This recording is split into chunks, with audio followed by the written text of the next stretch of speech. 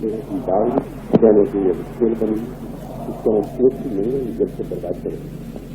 میں آیا ہوں مبارک ہے اور ہو گیا ہے یہ چیز نہیں ہے پھر علاقہ ساری رکھتے میں نے بتایا بہت بہتر رہتا ہے سوچ کون کرتا ہمارا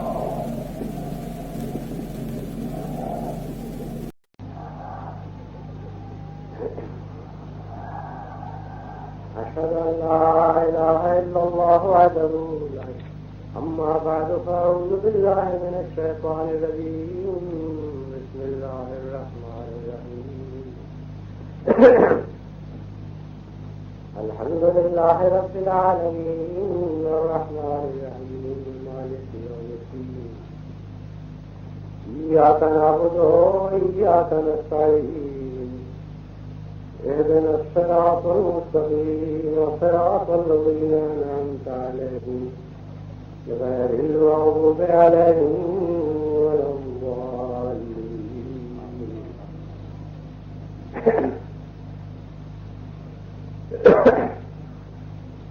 پہلے میں دعا کر دیتا ہوں اس جلسے کے افتتاح کے لیے تاکہ اللہ تعالی ہمارے اس جلسے کو ان اغراض کے مطابق بنائے جن اغراض کے لیے کہ اس نے اس جلسے کی بنیاد رکھی تھی، اور تاکہ اللہ تعالیٰ اس جلسے میں شامل ہونے والوں پر اپنے فضل اور اپنی رحمت سے وہ دروازے کھولے جن دروازوں کا کھولنا اس جلسے کے قیام کے ساتھ اس نے مقدر رکھا تھا. جس طرح اس نے ان کو اس دنیا کی باتیں سننے کے لیے کان عطا فرمائے ہیں، وہ دین کی باتیں سننے کے لیے ان کو روحانی اور دل کے کان بھی عطا فرمائے، اور قوت عملیہ جس کے بغیر ایمان کسی کام کا نہیں وہ ان کو عطا ہو، اور ان کی زندگیاں خدا تعالیٰ کے منشا کے مطابق ہوں اور اسلام کی تعلیم کے مطابق ہوں. بعض جماعتوں کی طرف سے باہر سے داریں آئی ہیں، ان کی درخواست بھی ہے کہ جلسے کی دعا کے موقع پر ان کے لیے دعا کی جائے. بورنیو جیسل ٹاؤن سے جماعت کی کار ہے، نئی جماعت بن رہی ہے کہ وہاں اللہ تعالیٰ ان کی مدد فرمائے. ناصر احمد صاحب کی سوئٹزرلینڈ سے دائر ہے، عبد الرحمان صاحب کی کلیو لینڈ امریکہ سے تار ہے، بشیر الدین صاحب کی ماریشس سے تار ہے، اور مقامی یہاں کی جماعتوں کی بھی مختلف جگہوں کی تاریں ہیں، لیکن سب کا نام لینے کی ضرورت نہیں ہے. اب آپ اجمالی طور پر ان کو بھی اپنی جگہوں میں شریک کر لیں. دعا کے بعد میں چند الفاظ کہہ کر اس جلسے کا افتتاح کروں گا اور اس کے بعد باقی کارروائی شروع ہوگی.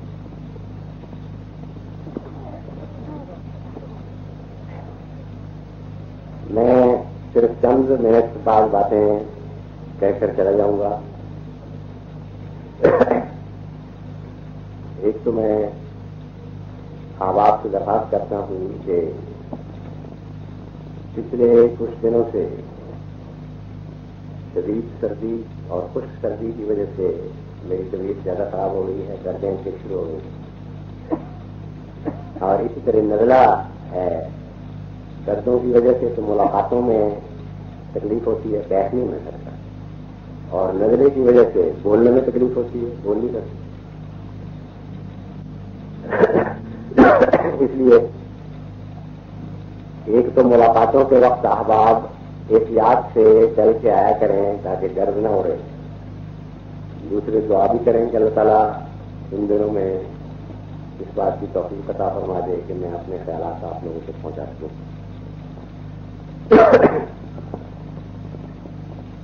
باقی میں نے دوائیاں جو درد کی ہیں وہ شروع کی ہے، اس سے کل سے کسی طرح لفافہ ہے. آج میں پونا گھنٹہ ملاقات کی تو بیٹھ سکا، لیکن بعض وقت بہت لمبی لمبی ملاقات ہوتی ہے. اور دوسری یہ ہوتا ہے کہ ان دوائیوں سے دل پر برا اثر پڑتا ہے اور اس میں روز چیز پیدا ہو جاتا ہے، جس کی وجہ سے انسان زیادہ کام نہیں کر سکتا.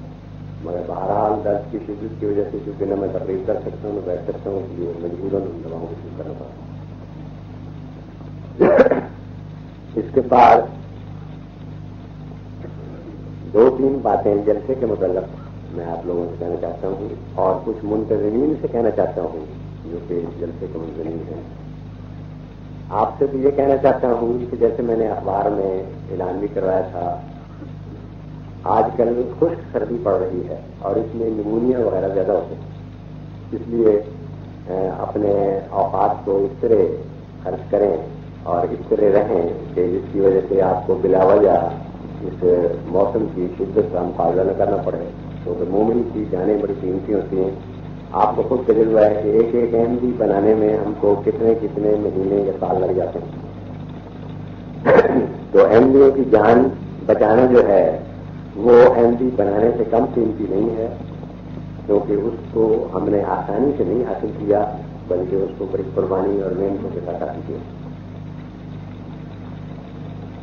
دوسری بات میں یہ کہنا چاہتا ہوں کہ آپ کے جلسہ سالانہ میں بعض قیود بڑھائے گئے ہیں، یعنی کھانے وغیرہ کے متعلق میرا اندازہ یہ تھا کہ خرچ زیادہ ہو جاتا ہے۔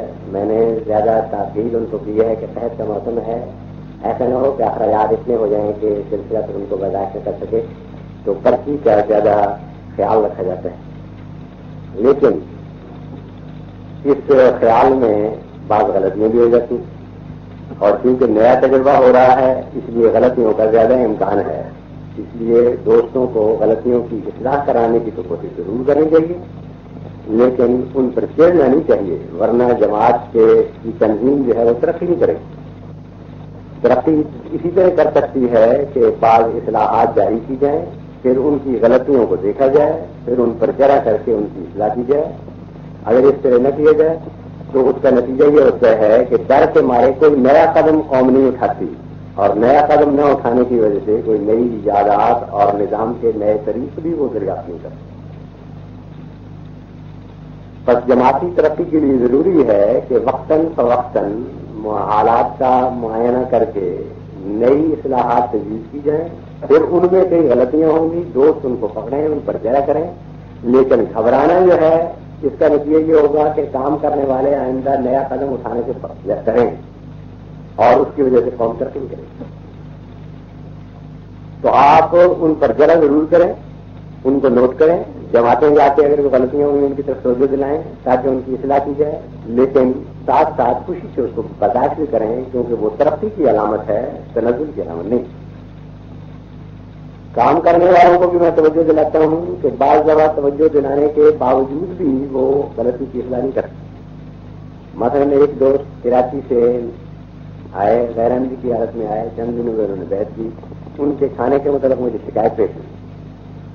میں نے اور بعض شکایتوں اور اس شکایت کی وجہ سے فوراً ایک کمیٹی بنا دی کہ جو اس بات کی نگرانی کرے کہ جو کارکن ہیں وہ صحیح طور پر ہر ایک کی ضرورت کو پورا کریں۔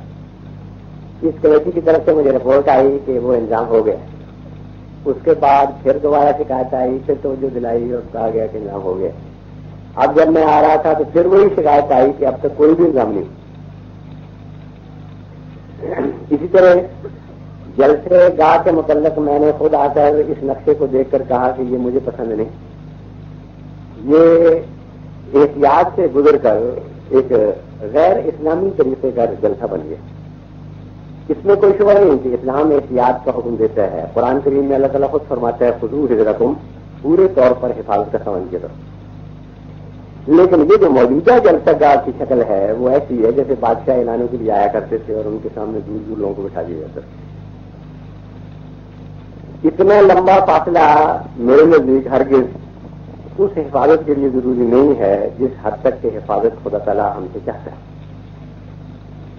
پہلوؤں کے اوپر بھی میں نے کہا کہ ان کو تنگ کرو اور اس میں لوگوں کو بیٹھنے کا موقع دو۔ سامنے کے متعلق بھی میں نے کہا کہ ان کو آگے کرو اور بیچ کا فاصلہ تھوڑا چھوڑو۔ مجھے جہاں تک یاد پڑتا ہے، آپ لوگوں کو بھی یاد ہوگا کہ گزشتہ سال بھی یہ چاہتے کی گئی تھی، لیکن اس قسم کا نظارہ نہیں تھا، اس پر چاروں طرف لوگ بیٹھے ہوئے تھے اور اس سے زیادہ قریب۔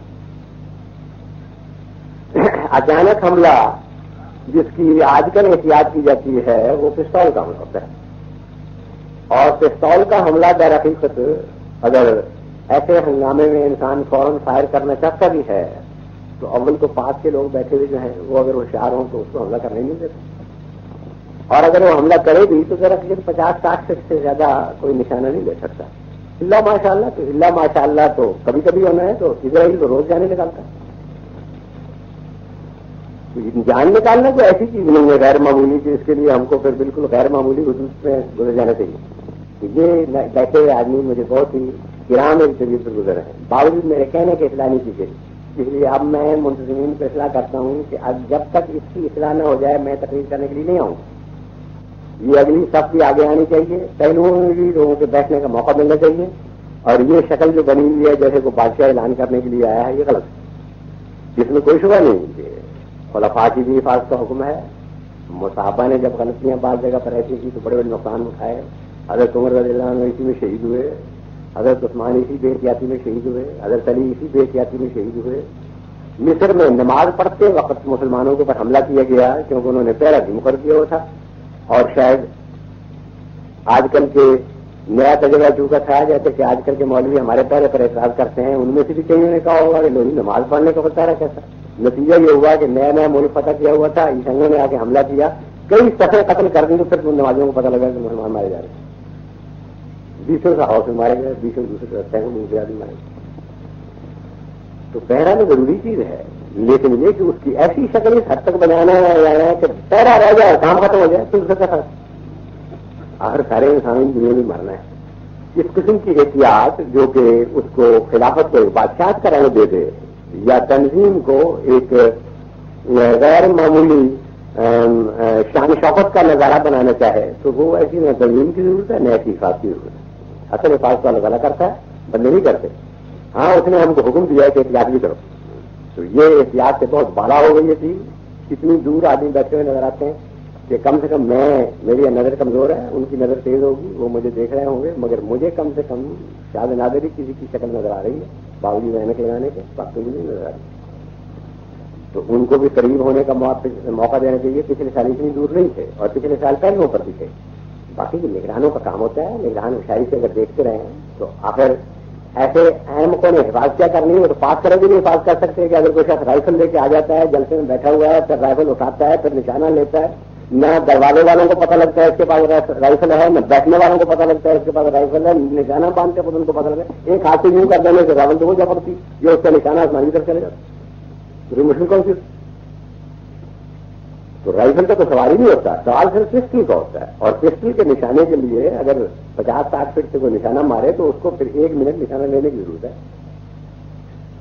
اور جب وہ ایسا نشانہ مارنے والا وفات کے ہوشیار ہوں تو ایک کونی کے ساتھ ہی اس کے نشانے کو ختم کر سکتے ہیں. زیادہ پشتی اس کی ضرورت ہی نہیں ہوتی. ذرا بھی حرکت پیدا ہو جائے، چانچ کی حرکت سے نشانے بگڑ جاتے ہیں تو کونی لگنے سے نہیں بگڑ جائے. اگر کوئی شخص کو پتہ لگے کہ مگر کسی بھی چین لگائے وہ کونی کر دے اسی کا نشانہ ختم ہو جائے. تو یہ کھیل جو ہے اس کو میں پسند نہیں کرتا. اس کی فوراً اصلاح کرنی چاہیے. جلسے کے موقع پر تو اس کی اصلاح مشکل ہے، لیکن راتوں رات کی اصلاح ہو جانی چاہیے، ورنہ کل تقریر کے لیے میں نہیں آؤں گا.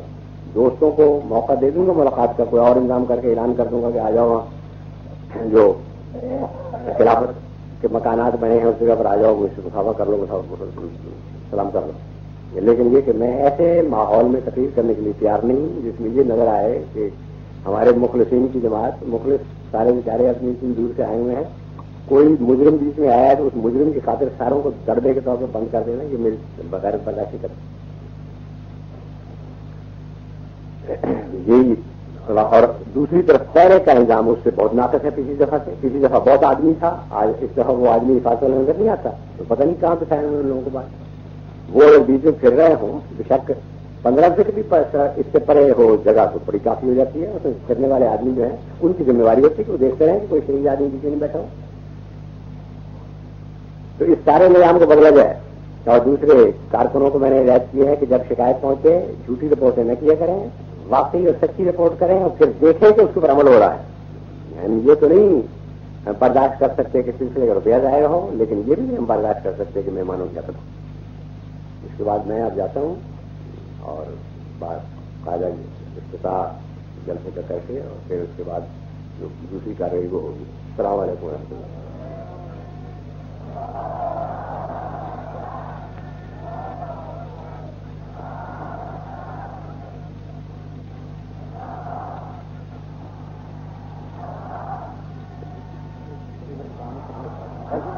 Sorry,